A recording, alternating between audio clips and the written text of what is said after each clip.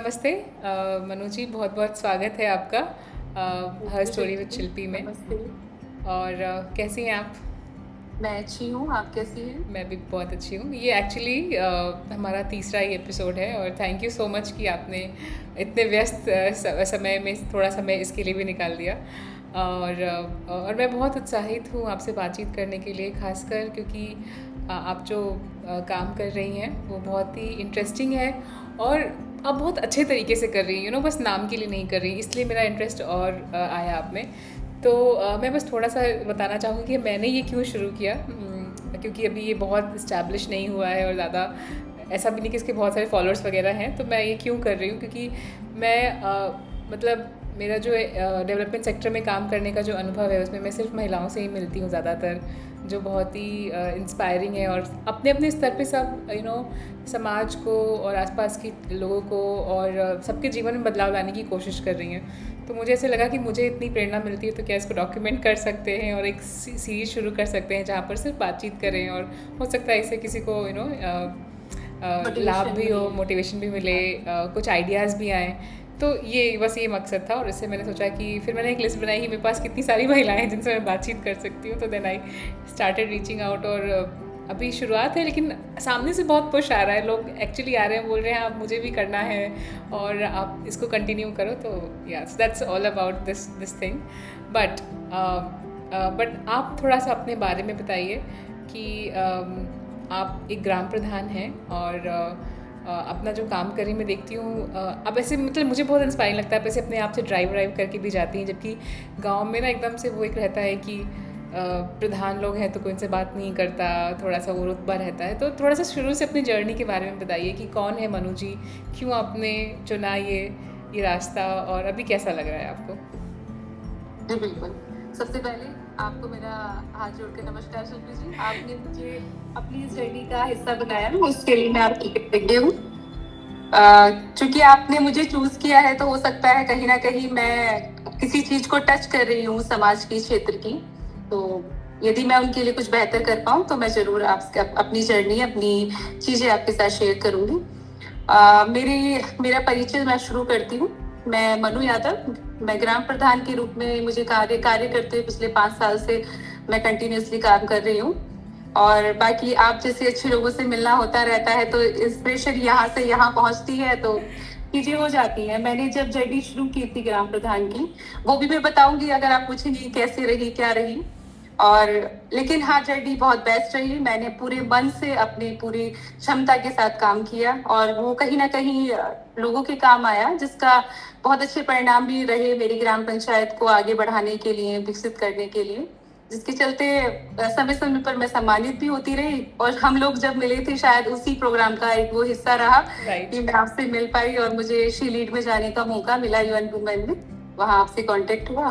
तो इस तरीके से समय-समय पर अच्छे लोगों से मिलना होता रहा तो जर्नी और ईज़ी होती चली गई। सीखने का मौका मिला, सीखने सिखाने का। तो क्या आपने जी। हमेशा से सोचा था कि आप प्रधान बनेंगी, या फिर आपने क्या पढ़ाई लिखाई करी और फिर क्या सोचा था आपने, आपका सपना क्या था? मेरा नहीं, मैंने ये सोचा नहीं था कि मैं प्रधान बनूँगी। चूँकि मैं जब मैं पढ़ाई कर रही थी शिल्पी जी, मैंने वनस्थली विद्यापीठ राजस्थान से अपनी एजुकेशन की है। तो तब मैं जब एजुकेशन कर रही थी तब मुझे था कि मुझे या तो सिविल में जाना है, सिविल एजुकेशन की तरफ मेरा मन था कि मैं जाऊँ उधर, और या फिर मेरा मन था कि मैं कुछ समाज में शिक्षा के क्षेत्र में, मेरे अपने विद्यालय थे तो मैं जो है सपोर्ट करना शुरू किया था मैंने। मैं उसमें काफ़ी अच्छा कर रही थी। बच्चों के लिए मैंने बहुत अच्छी-अच्छी चीज़ें, बहुत एक्टिविटीज़ के साथ मैंने एजुकेशन शुरू की थी।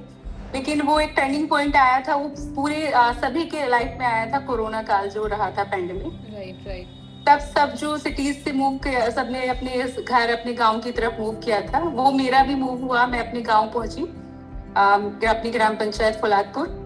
तब वहां पर हम लोग रहे, अपने लोगों के बीच में देखा लोगों को जूझते उस समस्या से, पैंडेमिक में क्या समस्या आ रही थी, सब बेहतर तरीके से जानते हैं उस चीज को। राइट। अ, लोग परेशान थे। कोई मान लीजिए हॉस्पिटल में नहीं मिल रही थी कि हॉस्पिटल में बेड मिल जाए, इतने बीमार थे लोग।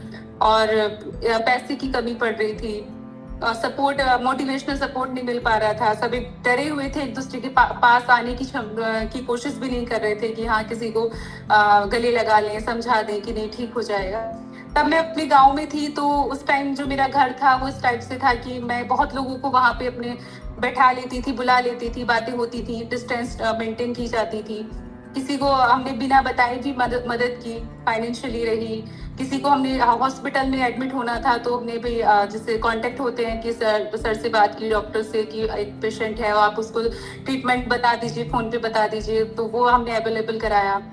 उसके बाद ये समय तो मैं चाहूंगी कि फिर कभी ना आए, कहीं किसी देश में ना आए, निकल गया। लेकिन जब वो मेरा उस टाइम लोगों ने देखा कि हाँ, अगर उसी के कुछ समय बाद चुनाव फिर आने वाला था, चुनाव ग्राम पंचायत का, तो आगे से प्रस्ताव आने शुरू हुए कि इस बार ग्राम पंचायत का चुनाव मनु को लड़ाया जाए। Oh wow, that's very interesting.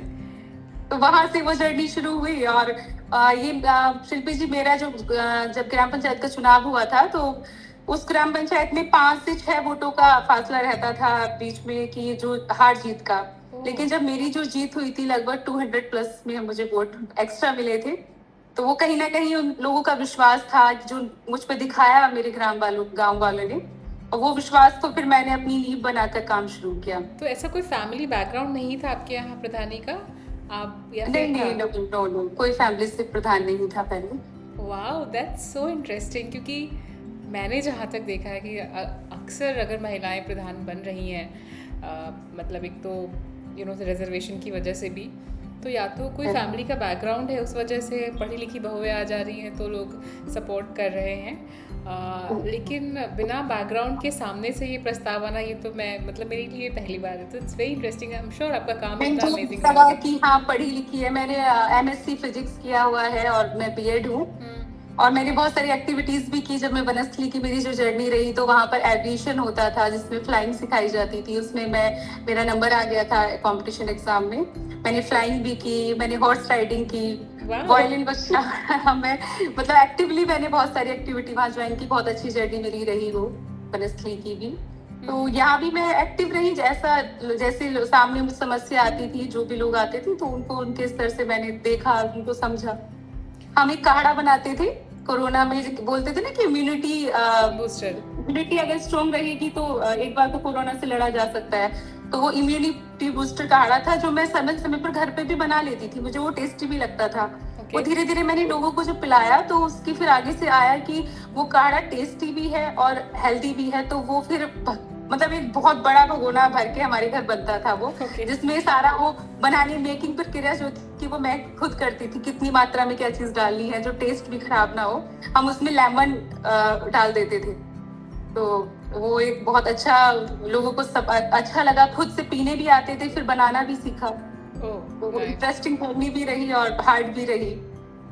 तो मुझे कुछ मैंने देखा आप काफ़ी एंटरप्रेन्योरशिप में भी काफ़ी नई नई चीज़ें लेके आती रहती हैं। तो कुछ 5 चीज़ें ऐसी बताइए जो आपके हिसाब से, आई थिंक आपके 5 साल पूरे होने वाले हैं या हो गए हैं, राइट? हो गए। तो ये आपकी इस जर्नी में वो 5 ऐसी चीज़ें जो आपको लगता है कि वैसे तो आपने बहुत सारी चीज़ें करी होंगी, लेकिन वो आपके लिए एक तरीके से अचीवमेंट है जो, तो ऐसा कुछ है वो बताइए। इनिशिएटिव्स। हाँ, इनिशिएटिव्स, या फिर उससे आपको लगता है कि आप अपने गांव के लोगों को ज़्यादा मदद कर पाए या ज़्यादा उनसे जुड़ पाए, या मतलब उसके लिए वो आपका बहुत आभार मानते हैं।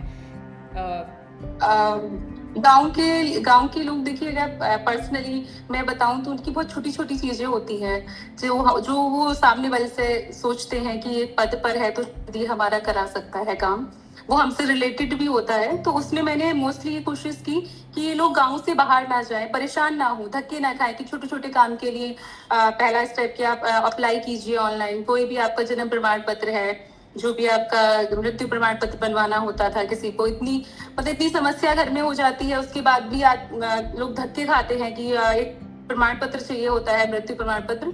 तो उसके लिए आप हॉस्पिटल जहाँ मृत्यु हुई है वहां जाइए, उसके बाद वो ब्लॉक पे आता है, ब्लॉक के बाद प्रमाणित प्रधान के द्वारा होता है, बहुत सारे स्टेप्स से होके गुजरता है। वहां उस क्षेत्र में मैंने लोगों को घर बैठे कुछ प्रमाण पत्र वगैरह मैं खुद से घर पहुंचवाती हूँ। पारिवारिक लाभ हैं जो हमारी गवर्नमेंट देती है, आपदा काल में देती है, तो पारिवारिक लाभ की जो प्रक्रिया है वो मैंने घर बैठे लोगों को दिलाया।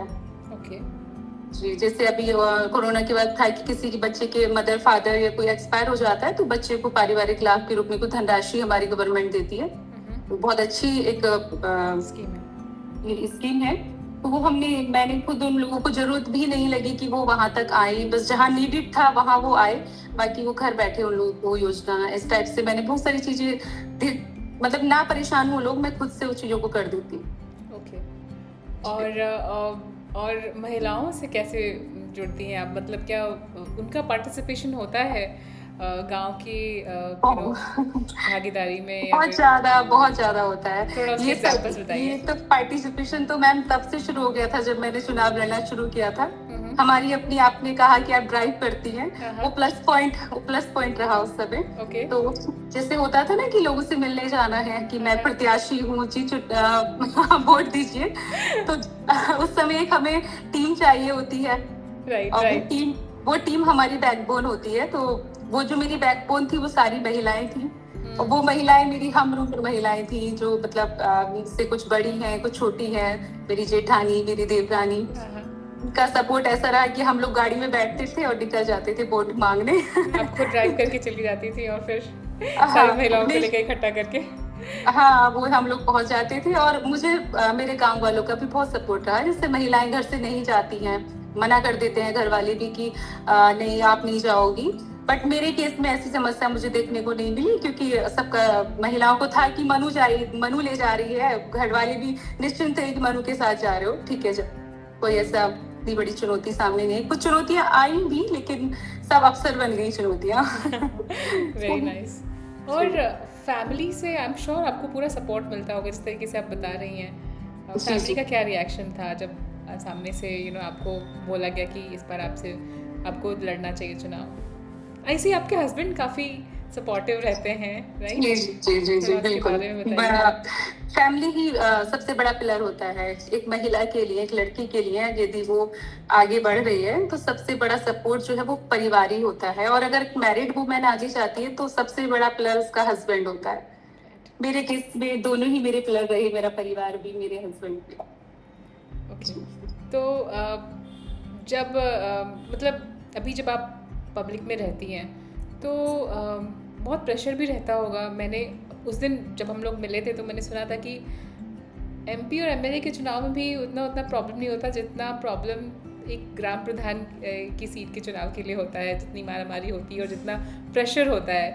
तो आई एम श्योर काम के लिए भी काफ़ी प्रेशर होता होगा, और बहुत बहुत सारे लोग होते होंगे जो अपोज करते होंगे। उसको आप कैसे डील करती हैं, थोड़ा उसके बारे में बताइए। और आपका दिन कैसा दिखता है, लाइक अगर आपका दिन कैसे शुरू होता है और आप क्या क्या चीज़ें करती हैं, थोड़ा उसके बारे में बताइए। इस क्वेश्चन का मैं यहाँ से शुरू करूंगी कि एक महिला, उसके बाद एक माँ, तो थोड़ा मुश्किल तो है पूरे दिन को संभालना, लेकिन सुबह की जर्नी अपने बच्चों से शुरू करने के बाद, बच्चे अभी हैं दोनों स्कूल चले जाते हैं, उसके बाद मैं भी अपना रेडी होती हूँ पूरे दिन के लिए। मेरा कोई प्री प्लानिंग नहीं होती, क्योंकि ग्राम प्रधान की कुछ फिक्स नहीं होता है कि उसका आज क्या होने वाला है, दिन में उसको क्या काम आने वाले हैं।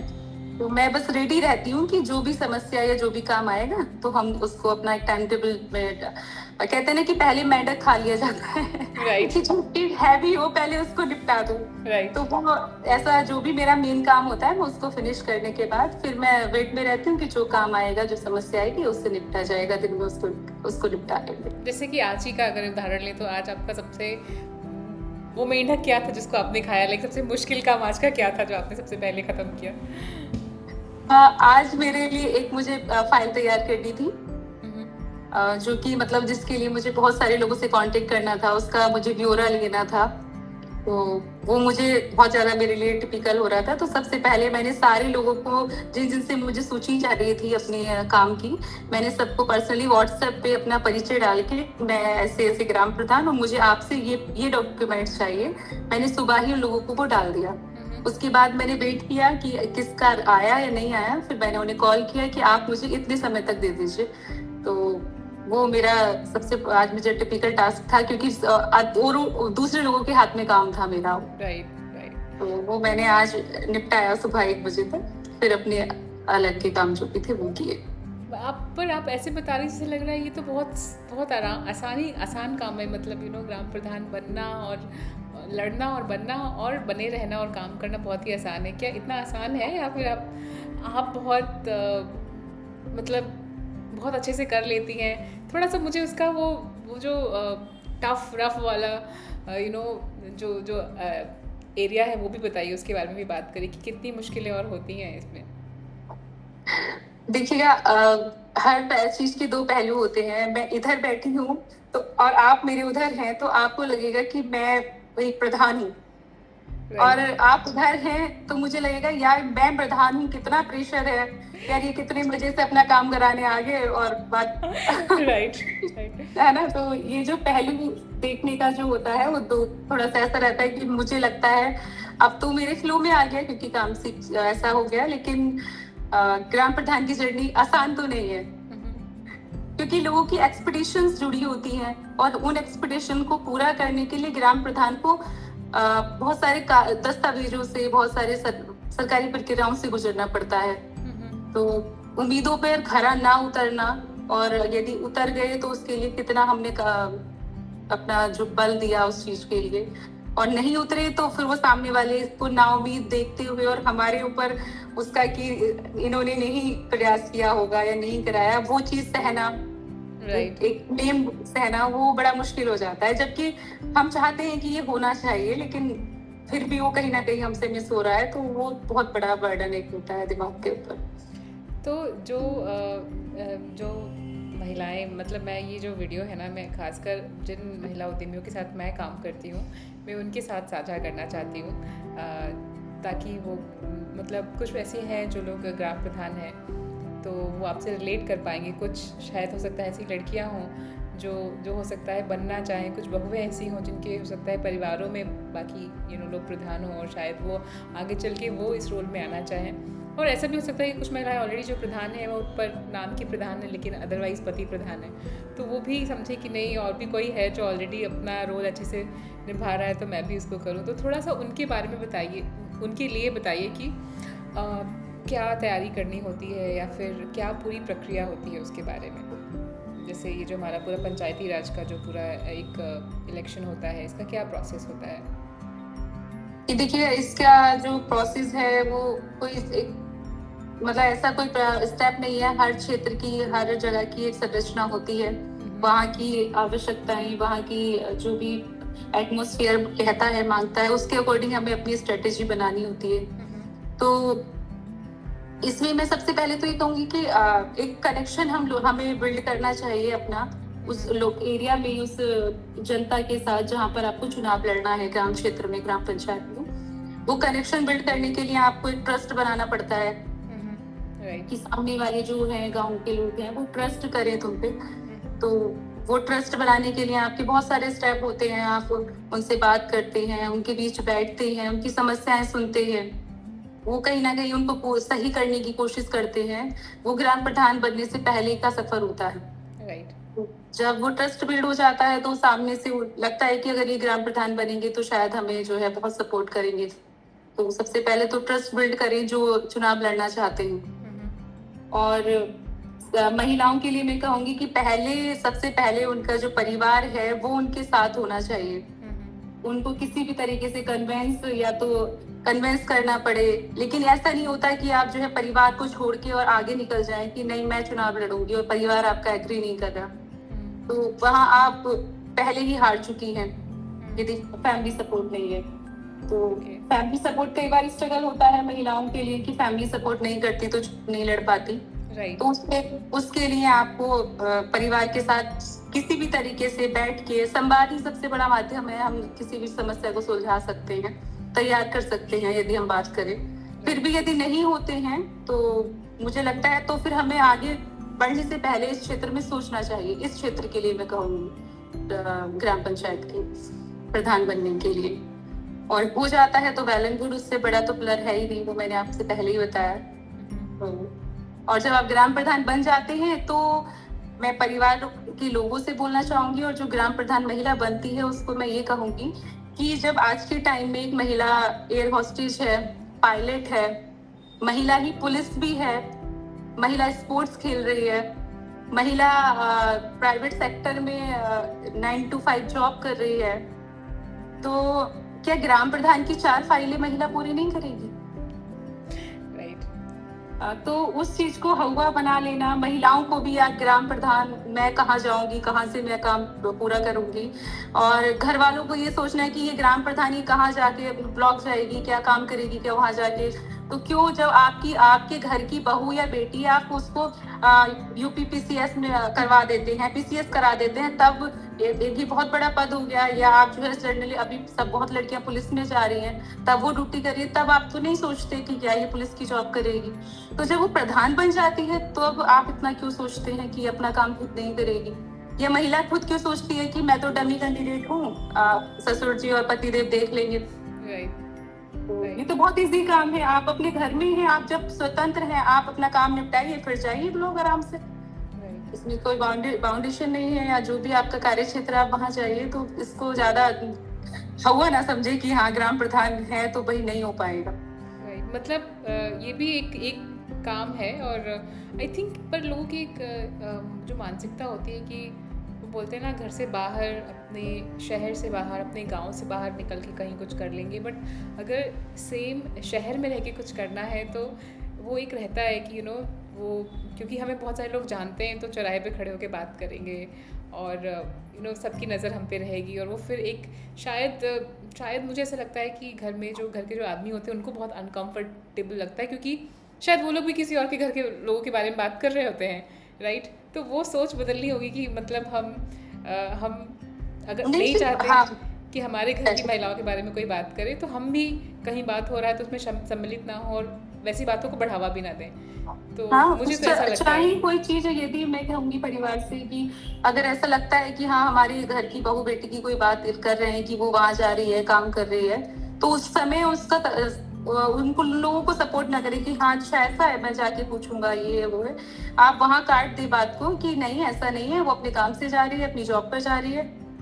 और तो वो आज आप अपने घर से शुरुआत करेंगे उसको ये सपोर्ट करने की, एक चौराहे पे लोगों को चुप करेंगे तो 4 चौराहे पे लोग अपने आप शांत हो जाएंगे। आपने ऐसा कुछ शुरू किया? जैसे हम लोग अभी जब महिलाओं के साथ काम करते हैं तो उसमें भी एक प्रॉब्लम कह सकते हैं, या फिर मैं तो उसको प्रॉब्लम भी नहीं देखती। मुझे ऐसा लगता है कि क्योंकि पुरुषों ने वही देखा है और महिलाओं ने भी वही देखा है, तो वो ऐसे मान लिया जाता है कि ये तो एक्सेप्टेबल है। राइट।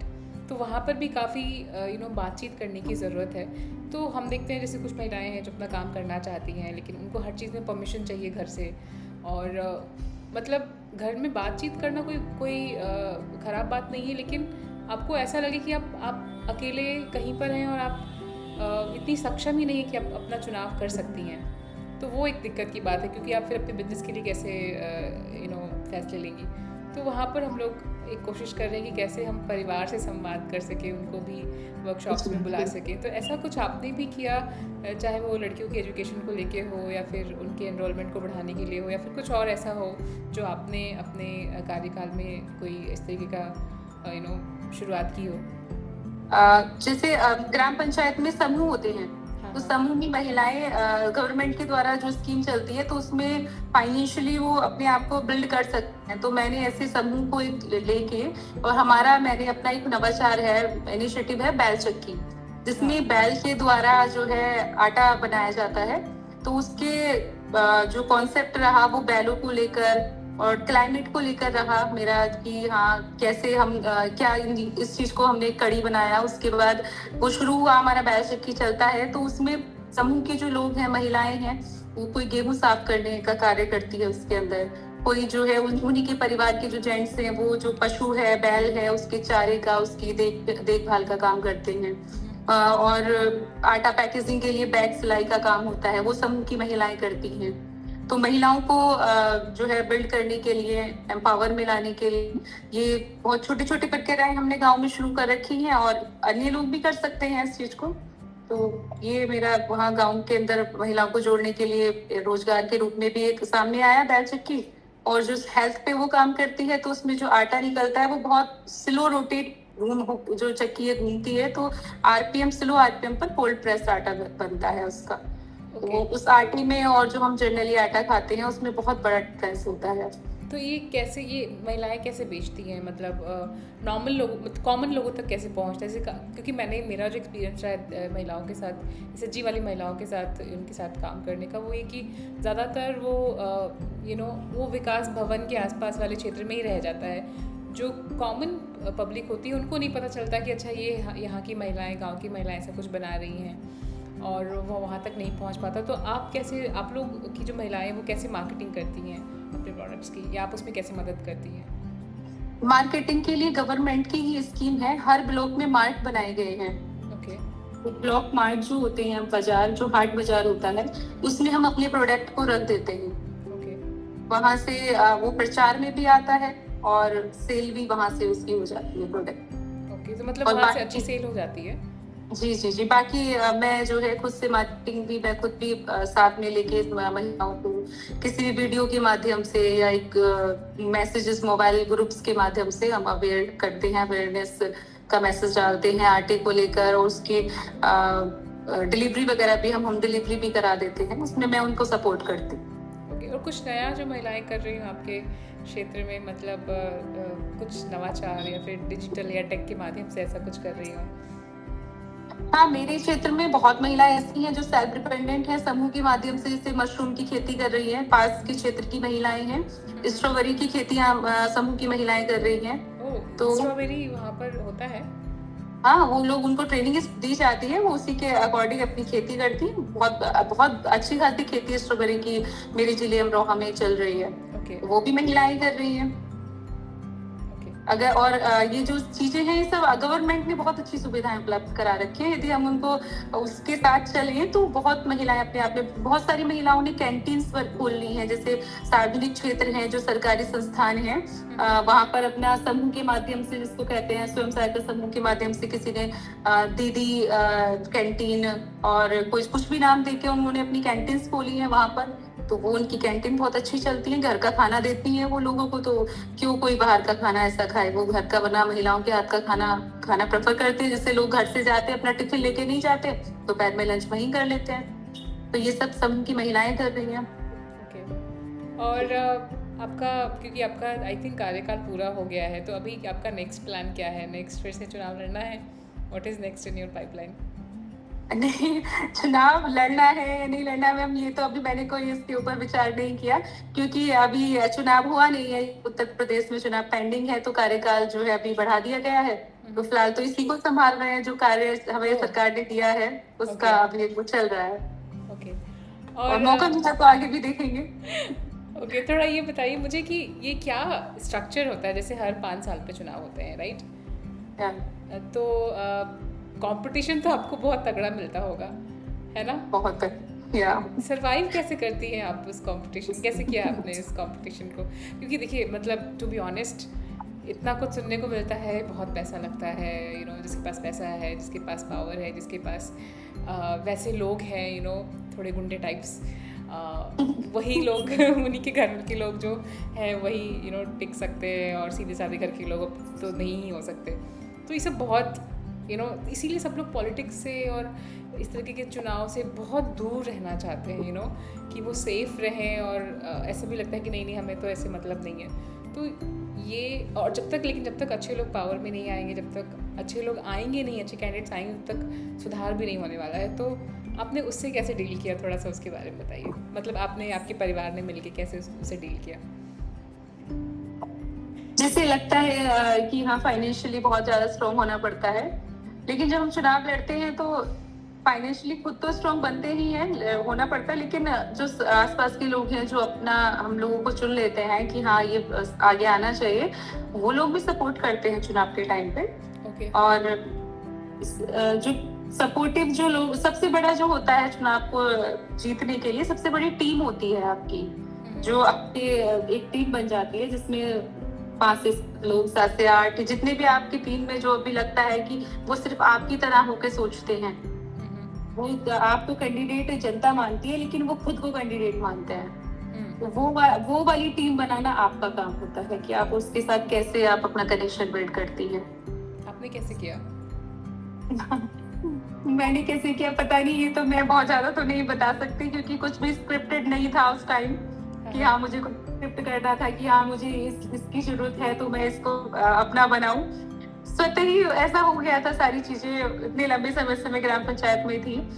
मेरी शादी को काफी लंबा समय हो गया था तब तक। तो लोग समझ गए थे, जान गए थे कि ये क्षेत्र में आ रही है चुनाव के, तो खुद से उन लोगों का मुझे आशीर्वाद और सपोर्ट हो गया था। ओके। और एक लास्ट क्वेश्चन मेरा ये है कि ये जो दो, मैं ऐसे कुछ इस पूरे पॉडकास्ट को कुछ पॉलिटिकल नहीं बनाना चाहती क्योंकि आप काम ही ऐसा कर रही हैं जो पॉलिटिक्स से पावर से जुड़ा हुआ है। तो ये जो हालांकि महिला रिजर्वेशन बिल नहीं आया, पर उसमें आपकी क्या राय है? मतलब क्या वो आना चाहिए था और क्या वो सही था, या फिर वो बस एक ऐसे ही फसाड था? मतलब आई नो आप जिस कुर्सी पे बैठी हैं आप शायद ओपनली ना बोल पाएँ, बट इन जनरल क्या सोच, आपको क्या लगता है? नहीं मैं बोल सकती हूँ। इसमें जो आरक्षण की बात जब आती है तो सबसे छोटा जो पायदान है जहाँ से महिला अपना चुनाव आगे बढ़ाती है, जहाँ से क्षेत्र में आती है, वहाँ तो ऑलरेडी 50% रिजर्वेशन में महिला है। ग्राम पंचायत के चुनाव में तो 50% में ऑलरेडी महिला है। और सबसे बड़ी बात कि महिलाओं के लिए ये नहीं है कि महिला सीट आएगी तो ही महिला चुनाव लड़ेगी। राइट। महिला तो पुरुष सीट पे भी चुनाव लड़ सकती है, जनरल सीट पे चुनाव लड़ सकती है। तो इतना बड़ा रुकावट की बात तो नहीं है कि आरक्षण नहीं आया तो महिलाएं आगे नहीं आएंगी। ये तो अपने अंदर पावर होनी चाहिए कि आप जो है किसी भी सीट पर चुनाव अपना लड़े, अपने आप को बिल्ड करें, या खुद से आपको बिल्ड करना पड़ता है अपने अंदर। ओके।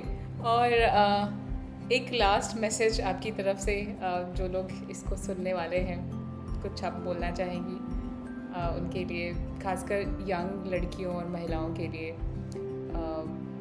जो लोग गांव में रहते हैं? और जैसे आपको काफ़ी अवसर मिला, आप पढ़ी लिखी हैं, आपने बाहर रह के पढ़ाई करी, और उसके अलावा भी आप काफ़ी लर्नड वुमेन हैं, राइट? आपने बहुत सारी चीज़ें देखी हैं, एक्सपोजर है आपको। लेकिन जो लोग गांव में ही रहते हैं और फिर भी उसमें उनको समझ नहीं आता कि कैसे गांव के उत्थान में हम पार्टिसिपेट करें, कैसे हमारा ओपिनियन बियॉन्ड वोट भी मैटर करता है, उनके लिए कोई मैसेज देना चाहेंगी आप? जैसे आप ग्राम प्रधान हैं तो आपको भी ऐसा लगता होगा कि शायद सब कुछ अच्छा करते हुए भी आपको ऐसा लगता होगा कि अगर और महिलाएं पार्टिसिपेट कर पाती और लड़कियां बाहर निकल के आ पाती तो फिर आपको और अच्छा लगता काम करने में, राइट? तो उस लिहाज से अगर आप कोई मैसेज देना चाहें। मैसेज तो मैं क्या देना चाहूंगी, बस मैं ये कहूंगी कि सबसे पहले तो महिला की दोस्त बन जाए। महिला अपने आप में सक्षम है, वो दूसरी महिला को अपने जैसा बनाने का प्रयास करे। सक्षम कर सकती है, वो उसको बगावत पे ना लाए, उसको चीजें समझाए कि नहीं ये चीज ऐसे ना करके ऐसे कीजिएगा। फिर से कहूंगी कि फैमिली के साथ संवाद बढ़ाइए, तालमेल बढ़ाइए। वहीं से अभी मैं जब हम लोग मिले थे तो वहाँ बेबी रानी मौर्य जी मंत्री जी आई थी, तो उनका तब का मुझे ध्यान है। मैम ने कहा कि मैं बस सोचती रहती थी अपने मन में कि मैं चुनाव लड़ लूं, मुझे क्षेत्र में आना है, मुझे चुनाव लड़ना है। लेकिन उन्होंने बोला कि मैं कभी कह नहीं पाती थी अपने हस्बैंड, अपने ससुर जी को मैं कह नहीं पाती थी। लेकिन कुछ ऐसा हुआ था कि रिजर्वेशन या सीट्स का मैटर कुछ ऐसा हुआ कि जब ये चर्चाएं शुरू हुई कि एक ऐसी सीट आ गई और उस पे एक महिला सीट है और उसके लिए चुनाव के लिए चाहिए इस क्षेत्र में, तो कह रही उन्होंने बोला कि मैंने सोचा कि आज मैं बोल देती हूँ कि मैं चुनाव लड़ लूं क्या। तो उनका बोलना हुआ और आज मैम महिला बाल विकास की मंत्री है उत्तर प्रदेश की। तो पहले अपने आप को तैयार करके और उसको अपने परिवार के साथ बिल्ड करना रिलेशन को, वो सबसे पहली सीढ़ी है। जब फैमिली तैयार है तो कोई बैरियर नहीं है। तो फैमिली के साथ संवाद करें, लड़ाई झगड़े के तहत नहीं, अपनी आपसी समझ को बढ़ाते हुए। राइट। और तो सब राइट, आप जैसी महिलाएं, और मैं खुद कहूंगी कि मैं सबके लिए मैं तैयार हूँ। जहाँ मेरी किसी को जरूरत लगे तो मैं ओपनली सबके सपोर्ट में आने के लिए बिल्कुल रेडी हूँ। Okay, very much thank you to you. और मतलब मुझे बहुत अच्छा लगा आपसे बात करके, और आई वांटेड कि ये बात थोड़ी और लंबी चले, बट आई एम श्योर आपका दिन बहुत लंबा था और आपको भी अभी जाना है। लेकिन आई एम श्योर हम फिर से वापस बातचीत करेंगे, और ये जो हम लोग बातचीत कर रहे हैं इसको हम मैं भी अपने साथ में जो महिलाएं उनके साथ साझा करूँगी और उम्मीद करूँगी कि उनके घर से जो भी उनके गार्जियन सुन रहे होंगे या फिर जो भी पुरुष हैं वो सुन रहे होंगे, उनको ऐसा लगेगा कि नहीं, हमें भी अपने घर की महिलाओं लड़कियों को हर क्षेत्र के लिए ओपन करना है, ताकि वो एटलीस्ट ओपनली आके बोल सकें कि ये मेरा सपना है, ये मुझे करना है, ये मेरी सोच है। और फिर जब वो सपना और सोच इसके बारे में जब सोचने लगते हैं, हमें बोलने की हिम्मत आ जाती है। आई थिंक उसके बाद हम ये सोचते हैं कि अच्छा अब हम संसाधन कैसे जुटाएं ताकि हम वहाँ पहुँचें। लेकिन जब हम बोल ही नहीं पाते हैं, जब हम अपने आप को एक्सप्रेस ही नहीं कर पाते हैं, तो फिर सपना शुरू होने से पहले ही ख़त्म हो जाता है। Thank you so much Manu ji. और आप अपने स्वास्थ्य का ध्यान रखिए। आप बहुत अच्छे से, कॉम्प्लीमेंट करना चाहूँगी, बहुत अच्छे से तैयार होती हैं, ड्राइव करके जाती हैं, मुझे बहुत पर्सनली देख के बहुत अच्छा लगता है। और आई एम श्योर आप जब भी जहाँ से भी निकलती होंगी, बाकी लड़कियों और महिलाओं को देख के भी इंस्पिरेशन आता होगा कि उनको आपके जैसे बनना है। तो ऐसे ही इंस्पायर करते रहिए और हम फिर से मिलेंगे आपसे। Thank you so much. मैं भी यही विश करूंगी कि आप महिलाओं से बात करके, आपके थ्रू, हमारे थ्रू यदि हम किसी को मोटिवेट कर पाएं, तो हम सब लोग मिलके आगे आने का बिल्कुल प्रयास करेंगे। आपको जब कभी भी मेरी जरूरत लगे, मैं always I will. Thank you so much. नमस्ते।